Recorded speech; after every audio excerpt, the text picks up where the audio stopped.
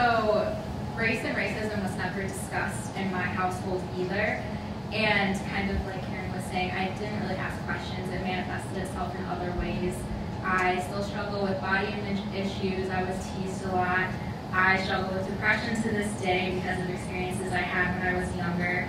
So it took a long time for me to start to question the issue of racial identity because I was adopted when I was 6 years old. So I was always in the picture, and I feel like I was very whitewashed when I was growing up.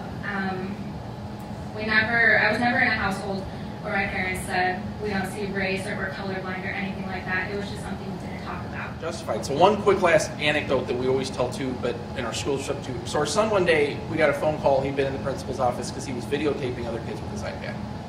So he comes home and Catherine's like, why were you videotaping the other kids with your iPad? And he said, because they were doing what I always get in trouble for doing. He was gathering evidence. But here's the crazy part about that story, right? Who was in the principal's office? He was. So think about, that's the part about that story that's just so, he was gathering evidence to prove his point. He still's the one who went to the principal's office, right?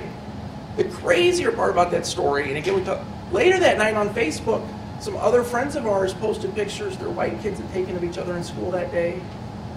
Never got in trouble. Not only didn't get in trouble, they were posting them all over social media because it was adorable.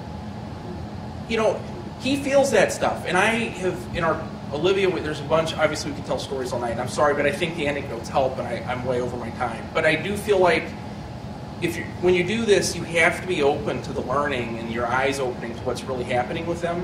And the paying attention, and I will pay my wife the biggest compliment. She paid attention right away and really has played a big role in opening my eyes to what they're going through because she asks a lot of questions. Ask a lot of questions. It does make a difference. So many things in schools don't think they're doing anything, the good intentions. But when you start asking questions, it's impacting these kids in ways that you don't realize until you start having that conversation. And so